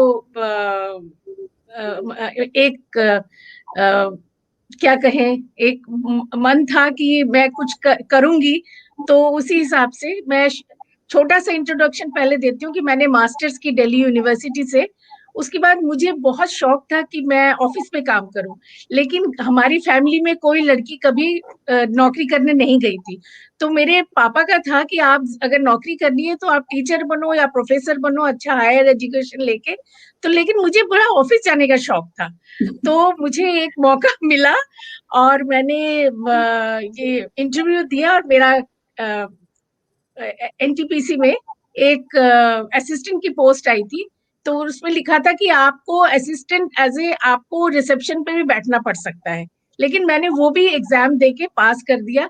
तो मेरे पापा बहुत नाराज थे कि आप इतना पढ़ लिख के ये क्या काम कर रही हो आप, वो बहुत नाखुश थे। लेकिन मैंने कहा पापा मुझे करने तो, मैं आगे करूंगी कुछ, आप विश्वास रखो। तो उनको विश्वास तो था मुझ पे, तो मेरे दिमाग में वो बात थी कि मैंने आगे बढ़ना है, मैंने एज ए असिस्टेंट नहीं रहना है। लेकिन हमारे एनटीपीसी में एक नियम था कि बिना मैनेजमेंट के आप ऑफिसर नहीं बन सकते। तो अब मेरी मतलब शादी हुई, नौकरी मैंने 1 अप्रैल को ज्वाइन करी, 7 मई को मेरी शादी थी। तो शादी के बाद तो जुड़ गए, उसके बाद पढ़ाई लिखाई कहाँ कुछ नहीं हो पाया, लेकिन वो बैक ऑफ द माइंड में मेरे था। जब हमारे ऑफिस में एक अपॉर्चुनिटी दी कि आप ये मैनेजमेंट आप जाके पढ़ाई ना करके इंस्टीट्यूट से आप ऑफिस से ही कर सकते हो, उन्होंने एक कोर्स बनाया इक्विवेलेंट टू मैनेजमेंट। तो उसमें 8 पेपर्स थे, बिल्कुल जो मैनेजमेंट में पढ़ाए जाते हैं उसी को अब्रिज्ड करके उन्होंने ये कोर्स बनाया था। तो मैंने वो चैलेंज लिया कि मैंने ये एग्जाम पास करना है। उसके लिए कुछ प्रिलिमिनरी वो करने थे मुझे, वो मैंने क्रॉस किया ऑफिस पे। उसके बाद 2001 में जब मेरी बेटी ग्रेजुएशन पढ़ रही थी, तो उस टाइम मुझे मौका मिला, I was eligible to pass the exam. तो मैंने ये चुपके चुपके अपनी पढ़ाई शुरू करी। लेकिन मेरे को ये फायदा था कि बच्चों को मैं पढ़ाती थी, तो मुझे पढ़ाई लिखाई से बहुत लगाव था और मुझे आदत थी पढ़ने की, क्योंकि बच्चों को पूरा स्कूल से हायर एजुकेशन तक भी मेरे से कंसल्ट वो जरूर करते थे। तो मुझे आदत थी, तो मुझे पढ़ने में दिक्कत नहीं हुई। और जब मेरी डॉटर जोइता पढ़ती थी, रात रात भर पढ़ती थी, तो मैं भी उसके साथ बैठती थी। मुझे लगता था कि माँ मेरे साथ बैठी हुई है। एक्चुअली मैं अपनी पढ़ाई करती थी, किसी को नहीं बताया था कि मैं एग्जाम देने वाली हूँ। फिर मैंने एग्जाम दिए वो एक साथ, मतलब, और मेरी जो मैनेजर थी उन्होंने मुझे काफी प्रोत्साहित किया। मुझे लगा था कि मैं एक 2 करके पेपर करके 4 साल में क्लियर कर सकते थे, लेकिन उन्होंने मुझे आइडिया दिया, उर्मिला मुखर्जी, मैं उनको नहीं भूलूंगी कभी, कि रीना ज्यादा से ज्यादा क्या होगा, आप पास ही नहीं करोगे ना, अगले बार आप अपीयर कर देना, लेकिन यू मस्ट अपीयर, आप पढ़ो। तो मैंने सोचा कि ये बात बिल्कुल सही है, लेकिन मुझे था कि मैम मुझे ना फेल होना नहीं अच्छा लगता, मैं कभी नहीं हुई। कहती नहीं आप करो। तो मैंने उसको पढ़ाई किया, 1 महीने के अंदर मैंने 6 पेपर, और आप मानोगे नहीं, इतना वास्ट कोर्स, लेकिन मालूम नहीं मैंने कर लिया और मैंने एग्जाम दिए। और एनटीपीसी की पहली महिला और पहली एम्प्लॉय जो कि एक बारी में सारे पेपर देके पास हुई विद 65% मार्क्स। ये मेरे लिए बहुत बड़ा चैलेंज था और मैंने जंप किया एकदम एग्जीक्यूटिव पोजीशन पे। लेकिन दुख की बात है, मैं तब तक अपने पापा को खो चुकी थी जब ये मुझे मिली। वो मुझे नहीं देख के जा सके, लेकिन है उससे पहले मैंने सुपरवाइजरी एग्जाम दे के सुपरवाइजर बनी थी, वो मुझे देख के जा सके। एज ए असिस्टेंट नहीं देखा मैंने, लेकिन मुझे इस ओहदे पर पहुंचते हुए नहीं देखा। लेकिन ऊपर से वो देख ही नहीं रही, उनका आशीर्वाद तो था ही मेरे साथ। तो ये बहुत बड़ा चैलेंज था मेरे लिए, और मैं याद करती हूँ तो मुझे लगता है कि कितनी पढ़ाई की थी। और आई वाज 40+ थी उस टाइम, बच्चे दोनों बड़े थे सब। ये मैंने चैलेंज किया और ये मैंने अचीव किया इसकी वजह से। उसके बाद मुझे काफी प्रोफाइल मेरा चेंज हो गया, काफी मैंने चैलेंजेस ऑफिस में काम किए। एज ए लेडी मैंने एक डिपार्टमेंट पूरा संभाला, मेरे साथ टीम थी, तो काफी सारे इवेंट्स मैंने ऑफिस के संभाले। तो दिस इज अ चैलेंज जो मैंने एक्सेप्ट किया और मैंने सक्सेसफुली उसको। रीना, आपकी जिंदगी में बहुत सारे चुनौतियां रही होंगी, चैलेंजेस रहे होंगे, लेकिन बहुत से चैलेंजेस को ओवरकम करते हुए, उनको ललकारते हुए तो मैंने खुद भी आपको देखा है। और आपकी कहानी मुझे, क्योंकि हम लोग अपने ग्रुप में ये सारी चीजें बहुत समय से शेयर कर रहे हैं, तो मुझे काफी कुछ आपके बारे में पता है और हम मिले भी हैं। तो आपने बचपन में भी काफी चैलेंजेस, आप एक साउथ इंडियन स्कूल में पढ़ी, आपने भरतनाट्यम सीखा, और कहीं ना कहीं आपके मन में ये बात थी कि पापा ने जिस चीज को अच्छा नहीं कहा है, मैं उसको अच्छा करके दिखाऊंगी और एक ऐसी पोजीशन हासिल करूंगी जिसमें शायद उनको तब सम्मान लगे। और देखिए, उस समय ऐसा समय था कि जब हम गुलाम देश होता है, तो दिमाग में सभी का माइंडसेट ये होता है कि कुछ ऐसे रोल्स हैं वुमन के, औरतों के, जो उसी में उनको सेट रहना चाहिए और बाकी जगहों पे उनको हाथ पैर नहीं मारने चाहिए। तो बेचारे वो भी वही सोचते थे कि जहां अपनी बेटी की बात आती है, अपनी पत्नी की बात आती है, अपनी माँ की बात आती है, तो उनको लगता है सेफ जोन में रहें। सो सेफ जोन हमारे निर्धारित थे कि टीचिंग में चले जाओ या इसमें चले जाओ। तो कम से कम अब वो चीजें खुली हैं और आपने उसको बहुत अच्छे से निभाया, और 40 के ऊपर होके आपने उस तरीके से बच्चों के साथ बैठ के पढ़ाई की। ये तो बहुत ही काबिले तारीफ चीज है, क्योंकि तब तक लोग पढ़ाई की इच्छा ही छोड़ चुके होते हैं। और एक असिस्टेंट की पोस्ट से आप एज अ मैनेजर, और वो भी HR manager from a very very big and famed organisation which is NTPC, एक बहुत ही सलाम करने वाली बात है। नवरत्न कंपनी है, one of the Navratna company of India. Absolutely. तो यही है वुमेन लीडर्स। आप लोग दर्शक देख सकते हैं, सुन सकते हैं कि किस तरीके से हर औरत जो मैं आपको आज जिनसे मिलवा रही हूँ, उसने अपनी ही हालात को, अपनी ही सिचुएशन को खुद को ही ललकारा, खुद को ही चुनौती दी। तो जब आप खुद को चुनौती देते हैं ना, जब आप खुद को चैलेंज करते हैं, तो आप बहुत आगे निकल जाते हैं। क्योंकि हम अगर बाकियों को चुनौती देते रहेंगे या उनके साथ भिड़ते रहेंगे, तो जिंदगी में कुछ हासिल करने वाला नहीं, क्योंकि लोग नहीं बदलते हैं। बदलना तो हमको खुद है, हमको अपने हालात खुद बदलने हैं। So this was a very, very beautiful share which you shared with all of us on Women's Day. तो बहुत अच्छा लगा रीना। और कुछ अगर आप कहना चाहती हैं तो हमारे पास कुछ समय है, और इसके साथ ही हम चाहेंगे कि आज एक खूबसूरत सा महिला दिवस का संदेश भी आप सभी महिलाओं के लिए दीजिए, महिलाओं के लिए, पुरुषों के लिए, जिसके लिए भी आपको लगता है कि एक संदेश जो उनके दिल को छुए, जो सपोज शायद आपके एक्सपीरियंस से जुड़ा हो। And before that we will not leave you. मुझे ये लगता है कि हर एक वुमेन जो भी काम करती है उसमें कॉन्फिडेंस होना चाहिए अपना, और उसको अपनी आंखों में आप सम्मानित करो खुद को, अपने काम को। वो सबसे बड़ी बात है, खुद से प्यार करो। जब खुद से प्यार करोगे, अपने काम से प्यार करोगे, तभी आप सोचोगे कोई और आपको सराहेगा। अगर आप ही अपनी आंखों में नहीं बढ़ सकते तो और क्या करेंगे। इसलिए सबसे बड़ी बात यह है, लोग जो भी कहें, आपने अपने आप से प्यार करना है। आप में जो है, आप जो भी हो उस पे आप प्राउड फील करो। हर वुमन को मैं यही संदेश देना चाहती हूँ कि you must be proud of yourself, जो भी करती हैं आप। हाँ जी, बिल्कुल बिल्कुल सही कहा रीना। हाँ, काम से आपका बड़ा या छोटा नहीं होता है, वो होता है आपके एटीट्यूड से, आपके मनोबल से, और उससे आपको आपकी जो पहचान है वो आपसे, अपने खुद से बननी चाहिए, आपके प्रकृति से बननी चाहिए, आपके नेचर से बननी चाहिए। ये चीज बहुत जरूरी है हर वुमन में। अपने से जरूर प्यार। बिल्कुल बिल्कुल, स्वयं से प्यार करो। देखिए 2021 में हमने शुरुआती स्वयं से की है कि जब तक आप सेल्फ लव नहीं करेंगी, सेल्फ केयर नहीं करेंगे, तब तक कोई और आपको नहीं करेगा। इसलिए बहुत इम्पोर्टेंट है कि आप अपने बारे में सबसे पहले सोचें, अपना ध्यान रखें, उसमें सबसे पहली चीज़ अपने स्वास्थ्य का ध्यान रखें। और स्वास्थ्य जो है वो मेंटल स्वास्थ्य और फिजिकल स्वास्थ्य दोनों एक दूसरे से बहुत ज़्यादा घनिष्ठता से जुड़े हुए हैं, इसलिए दोनों चीज़ें बहुत इंपॉर्टेंट, इनफैक्ट मेंटल ज़्यादा इंपॉर्टेंट है, क्योंकि मेंटली अगर आप हेल्दी नहीं है तो आप जितना भी हेल्दी खाएंगे वो आपको लगेगा ही नहीं, आपका शरीर एक्सेप्ट नहीं करेगा और वो कहीं ना कहीं बीमारी का घर हो जाता है। बहुत बहुत धन्यवाद रीना, बहुत आप जीवन में अभी लोगों को प्रेरित करें अपने काम से। आप खुद अपने आप में एक प्रेरणा स्रोत हैं, एक पिलर है of great inspiration. Keep doing the wonderful work and we are so happy to associate with you. बहुत बहुत धन्यवाद। Happy women's day. बहुत खुशी हुई आपसे जुड़ के इस प्लेटफॉर्म में आके, बहुत बहुत धन्यवाद और happy women's day to all of you. Thank you so much. Thank you so much. Thank you. तो ये थी रीना मुखर्जी जिनसे आपको मिलवाया। उनका छोटा सा आज हमने एक क्योंकि हम सेलिब्रेट कर रहे हैं वुमेन लीडर्स को जिन्होंने चैलेंजेस लिए, दे चोज टू चैलेंज और उसको दे हैव वन, वो जीती है, उन्होंने विजय हासिल की है। और कितना खूबसूरत संदेश दिया उन्होंने कि जो औरत है जब तक वो अपने आप को तवज्जो नहीं देगी, जब तक वो अपने काम को सराहेगी नहीं, जब तक वो अपने काम को बेस्ट तरीके से करेगी नहीं, तब तक वो दूसरों से एक्सपेक्ट ना करे। क्योंकि हम जब वैलिडेशन के लिए बाहर जाते हैं ना, तो वो वैलिडेशन हम खुद नहीं कर पा रहे होते, तभी हम बड़े इच्छुक होते हैं कि लोग उसकी शायद तारीफ कर दे, लोग हमारी तारीफ कर दे। तो आप खुद उस अपनी तारीफ के लायक बनिए। बहुत से औरतें जो है चाहे वो मजाक में ही कह देती हैं, अरे हम तो ऐसे ही हैं, हम तो बहुत छोटे हैं, हम तो ऐसा नहीं कर सकते।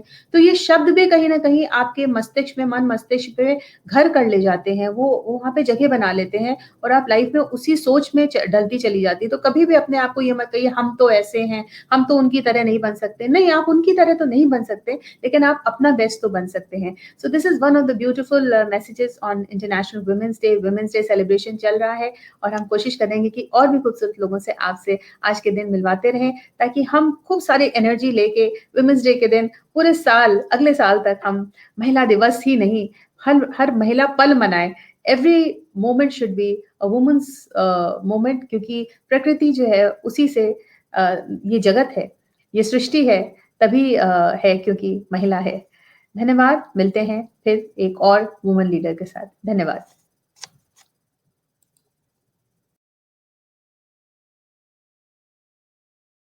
वो है शेफ डॉक्टर संगीता धर। शेफ डॉक्टर संगीता धर हमारे साथ कई वर्षों से जुड़ी हुई हैं और वो जुड़ी हुई हैं Pacific institute of hotel management university है उदयपुर में, जहाँ पे वो एसोसिएट प्रोफेसर हैं। कई सारे उन्होंने अवार्ड्स जीते हैं और जो हमारे लिए बहुत प्रिय अवार्ड है वो है हमारी ही संस्था द्वारा आयोजित नेशनल कुकरी कॉन्टेस्ट कहीं गुम ना हो जाए, जिसका उद्देश्य था पुरानी रेसिपीज, लॉस्ट रेसिपीज को रिवाइव करना। ना सिर्फ रिवाइव करना बल्कि उनकी पहचान करना कि वो कितनी स्वास्थ्यप्रद थी, उनकी पहले की टेक्निक्स कितनी अच्छी थी, कुकिंग मेथोडोलॉजी कितनी अच्छी थी, कितनी सही थी कि लोग स्वस्थ रहते थे।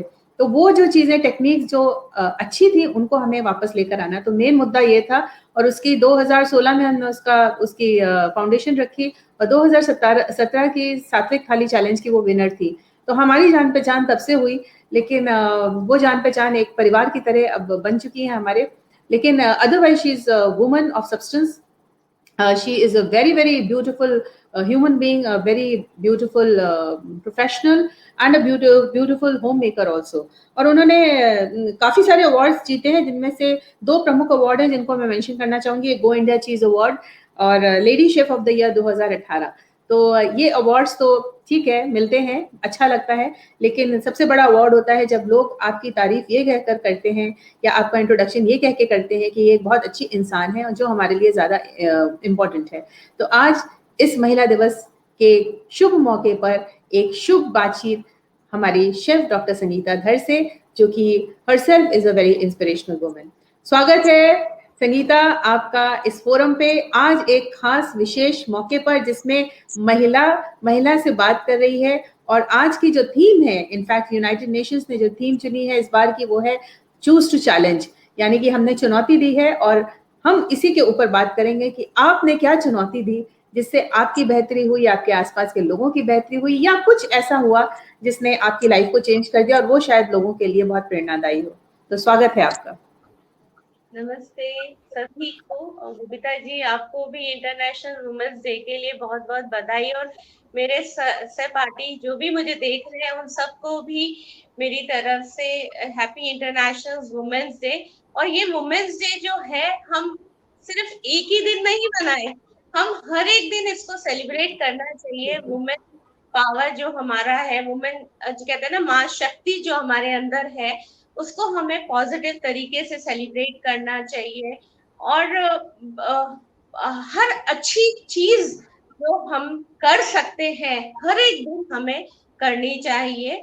और जो चैलेंज मैं एक्सेप्ट करती हूँ, जो चैलेंज मैंने अपने अंदर लिया है, वो है बैक टू रूट्स की चीजों को वापस से लेकर आने का।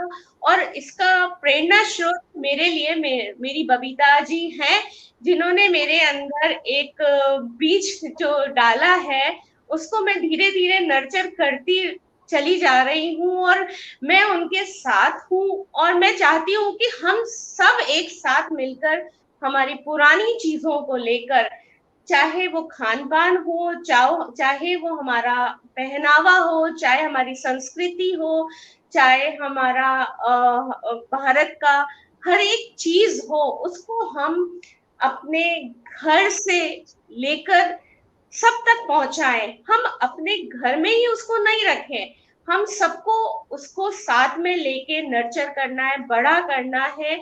और अच्छी चीजें जो हमारी गुम हो गई हैं, जैसा कि मैंने जाना, पहले मैं भी आप ही की तरह से बहुत भटकी हुई कहते हैं ना, ज्यादा जानकारी नहीं थी। हाँ, कहते बाहरी दिखावे की तरफ थी, पर जब से मैं चीजों को समझने लगी हूँ, थोड़ी थोड़ी समझ आ गई है अब मुझ में, तो उसी चीजों को मैं लेकर अपने अंदर ये चैलेंज लाई हूँ और प्रयत्न कर रही हूँ। अभी मैं नहीं कहती कि मैं निपुण हो गई हूँ या मैं बहुत समझ गई हूँ, अभी भी मैं चीजों को सीख रही हूँ।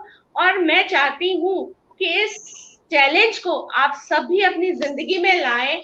हेल्दी, जैसे कि कहते हैं ईट राइट, हेल्दी खाना खाएं, हम हेल्दी बनाएं, हेल्दी तरीके से चीजों का इस्तेमाल करें। हमारे अपने बर्तन जो हम यूज करते थे, जैसे पुराने यूज में करते थे, जिसका कोई मतलब होता था, उन सारी चीजों को हम फिर से शुरू करें। एक पहल तो करें, जहां तक हो सकता है कोशिश तो करें। कोशिश हमारी खत्म नहीं होनी चाहिए और वो चलती रहनी चाहिए। और हर एक से मैं चाहूंगी इस वुमेन्स डे पे हर एक महिला से ये थोड़ा थोड़ा कंट्रीब्यूशन अपने घर से शुरुआत करें और हम एक स्वास्थ्यवर्धक प्रदेश बनाएं। और यही चैलेंज को मैं एक्सेप्ट किया है और मैं चाहती हूँ कि आप सब भी इस चैलेंज में शामिल हो। बहुत अच्छा संगीता, और बहुत बहुत बधाई आपको कि आप अपनी परंपराओं की तरफ वापस मुड़ के आई। ये तो हुई, चूंकि संगीता एक टीचर भी हैं और बहुत सारी जगहों पे आज जज भी जाती हैं, तो उन्होंने संदेश के तौर पे अपनी बात को कही, अपने चैलेंज को। लेकिन मैं चाहती हूँ कि संगीता आप ये बताएं कि ये जो चैलेंज था, एक आपने अपना पूरा सेटअप कर रखा था, आप एक क्षेत्र में बहुत फेमस हो चुकी थी बेकिंग और कन्फेक्शनरी को लेकर, और क्या ऐसी चीज एक्चुअली आपको क्या कुछ करना पड़ा उस चीज से? थोड़ा नहीं, काफी आप स्टेप बैक कर चुकी हैं, आपकी पूरी पिक्चर बदल चुकी है।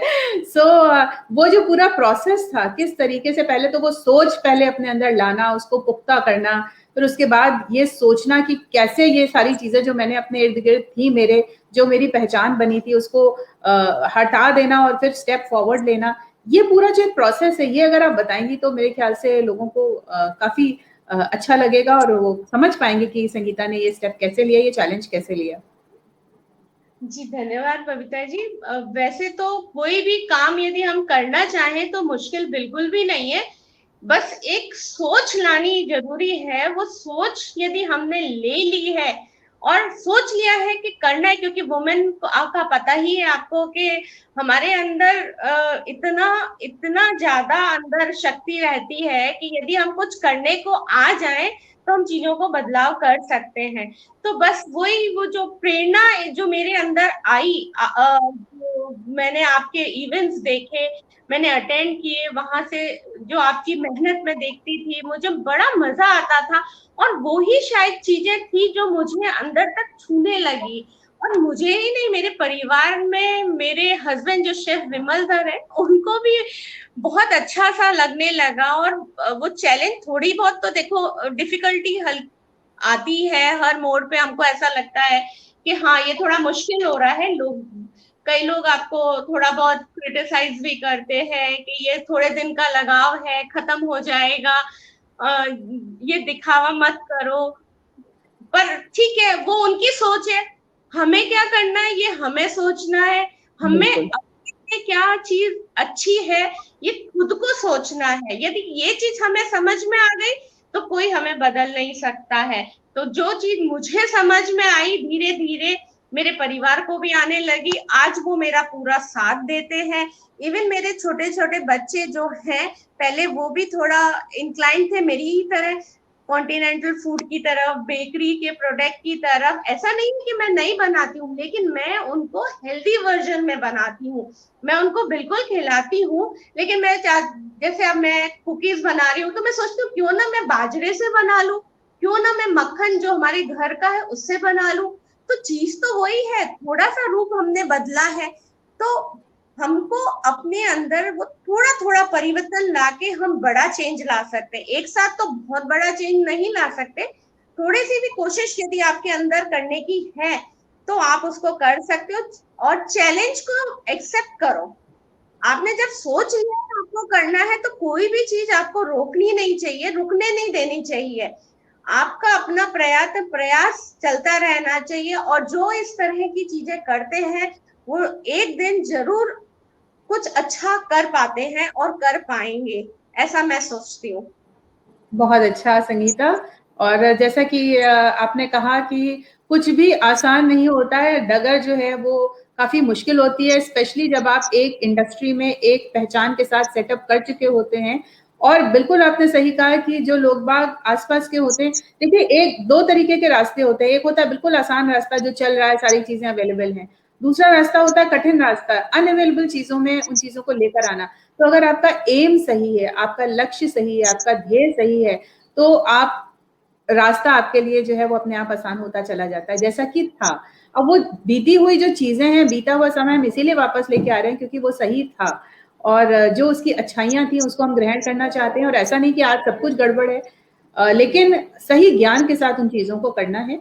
और जैसा कि एक उदाहरण में आप बैठी है तो मैं दे देती हूँ कि एक समय था जब डालडा आया था हमारे देश में, और डालडा बहुत अच्छा डालडा, अचानक लोगों को पता चला कि डालडा कितना हानिकारक है। उसके बाद फिर रिफाइंड ऑयल आया, सभी मतलब डॉक्टर से लेके और बड़े बड़े लोग जो हैं हर तरीके के रिफाइंड ऑयल को प्रमोट करते थे, और अब अचानक ही रिफाइंड ऑयल बिल्कुल खत्म हो गया है। तो वो जो मस्टर्ड ऑयल बेचारा रो रहा था और जो तिल का तेल बेचारा रो रहा था, वो बेचारे खुशहाल हो गए हैं, कम से कम उनको पहचान तो मिली। सहजन बेचारा हमारा इग्नोर हो गया था, मोरिंगा आ गया, चोकर हमारा खत्म हो गया था, ब्रांड आ गया। तो किसी ना किसी तरीके से वो चीजें लोगों को अब समझ में आ रही हैं, और वो शायद विदेशी ही हैं जिन्होंने हमारे सारे कल्चर को इम्बाइब किया, उसको समझा। और क्योंकि जब चीजें वहां से पुश होनी शुरू होती हैं हमारे देश में, तब हमारे देशवासियों को समझ में आता है। कोई बात नहीं, जिससे भी समझ में आए, जैसे भी समझ में आए, हमारा कर्तव्य है कि उन चीजों को हम आगे लेकर जाएं। और संगीता उसकी वन ऑफ द लीडर्स हैं। और मुझे बहुत खुशी है संगीता कि इस महिला दिवस पे आपने अपनी कहानी, अपने चैलेंज को हम सबके साथ शेयर किया, and we are very thankful to you. Thank you ma'am. नमस्कार। नमस्कार से पहले एक कोई संदेश आज के दिन सभी महिलाओं के लिए, आपके स्टूडेंट्स के लिए। महिला पुरुष सब एक ही है, मतलब पुरुष प्रकृति सब एक ही है, तो प्रोबेबली हम फेमिनिन एनर्जी को ज्यादा सेलिब्रेट कर रहे हैं। So any message for all the women today? Be the power of substance. Be what you are. Don't try to change yourself just for the sake of what people are doing. जो तुम अंदर से हो वैसे रहो। तुम दूसरे के दिखावे में आके अपने अंदर की जो खूबसूरती है उसको नष्ट मत करो। जो तुम्हारे अंदर खूबसूरती है, जो तुम्हारी देन है, जो तुम्हें परिवार से मिली है, उस खूबसूरती को बनाए रखो और निखारने की कोशिश करो। ये मेरा संदेश है आज की सारी महिलाओं के लिए। और कोशिश करें अपने आप को और ज्यादा खूबसूरत बनाने के लिए। ऊपरी दिखावे पे मत जाएं। अंदर की खूबसूरती को सच्चे मन से करेंगे तो जरूर वो निखर कर आएगी। एंड कुछ भी थोड़ा बहुत कंट्रीब्यूशन आप इस सोसाइटी के लिए कर सकते हैं, पॉजिटिव, वो करिए। हम ये नहीं कहते कि पैसे से करना है, आपके अंदर जो भी क्वालिटी है, जो भी हुनर है, उससे आप अपने, चाहे एक को ही सिखाएं, अच्छी बात, आप सिखाएं तो सही, एक एक से 11 बन जाते हैं, 11 से 22 हो जाएंगे, तो इस तरह से आप अपनी चेन को बढ़ाएं और एक अच्छा संदेश हमारी सोसाइटी के लिए हर एक जने तक पहुंचाए। बस यही मैं हर एक महिला से विनती करूंगी कि इस कॉन्सेप्ट को, बैक टू रूट्स को समझें, और बैक टू रूट्स की जो अंदर की बात है, जो हम बताना चाह रहे हैं, जो हम कहना चाह रहे हैं, जो हम दिखाना चाह रहे हैं, उसको ठंडे दिमाग से सोचिए और समझिए कि ये कितनी बढ़िया चीज है हमारे लिए, कैसे हमें इससे फायदा हो सकता है। बाद में हम डॉक्टर के पास जाएं, इससे पहले हम अपने आप को सुधार लें। जो मैं कर चुकी हूँ गलती, वो ना करें। बस बहुत बहुत धन्यवाद। बहुत ही खूबसूरत संदेश, और इससे प्यारा संदेश क्या हो सकता है कि be what you are, be your original self, और आप जो सच्चे में सच्चा इंसान जो आपके अंदर छुपा हुआ है उसको बाहर लेकर आइए, और किसी और की तरह आप ना बन पाएंगे, और बनने का प्रयास भी मत कीजिए, क्योंकि वो जो प्रयास है वो दिखने लगता है और इंसान बड़ा अटपटा हो जाता है, जीवन में भी और जीवन दिनचर्या में भी। सो बहुत बहुत बधाई एक बार फिर आपको, एज अ महिला, फ्रॉम अ महिला, हैप्पी वुमेन्स डे। और मैं पहले भी एपिसोड में कह चुकी हूँ कि जैसा कि आपने शुरुआत में कहा कि ये महिला दिवस तो हर दिन हर पल छिन्न है, महिला का ही दिवस है, लेकिन ठीक है, एक दिन नियत किया गया हम सब महिलाओं को इन सब बातों के बारे में सोचने का, सेलिब्रेट करने का। So let's celebrate. Thank you Sangeeta for being part of this talk show. Thank you. तो ये थी शेफ डॉक्टर संगीता धर, जिन्होंने चैलेंज लिया, एक बहुत बड़ा चैलेंज था जिसमें कि वो अपनी पहचान, अपनी identity as a chef, as a professional बिल्कुल नियत कर चुकी थी, निश्चित कर चुकी थी, in the confectionery field, in the baking field, in cuisines other than Indian largely. लेकिन फिर उन्होंने एक बहुत बड़ा यू टर्न लिया, उन चीज़ों को कर रही हैं, लेकिन मेजरली अब वो भारतीय परंपराओं को अपने टैलेंट के द्वारा आगे फोरम में रख रही हैं, और जो भी कुछ बाकी देशों की कुजीन्स को अगर फॉलो करती हैं तो उसका हेल्दी वर्जन करती हैं, जो कि हमारा आप सभी से निवेदन है कि स्वास्थ्य जो है वो बहुत इंपॉर्टेंट है, और किसी भी चीज को करने से पहले उसको समझिए, क्योंकि जब हम दवाई खाते हैं तो दवाई हमेशा समझ के खाते हैं कि वो हमारे किस अंग पे क्या असर करने वाली है। तो दवाई खाने से पहले खाना खाने से के लिए भी हमें यही सोचना पड़ेगा कि वो खाना हमारे शरीर में किस अंग में क्या योगदान देगा। अगर हम इस बात को सोच लेंगे तो शायद हॉस्पिटल्स कम हो जाएंगे, हमें डॉक्टर्स, बहुत सारे डॉक्टर्स की जरूरत नहीं पड़ेगी, हम सब अपने आप में चिकित्सक बन जाएंगे। Thank you very much. और फिर हम आपको एक और महिला से मिलवाते हैं। महिला दिवस का ये सेलिब्रेशन चल रहा है हमारे फोरम्स पे, एंड जुड़े रहिएगा हम लोगों के साथ। नमस्कार।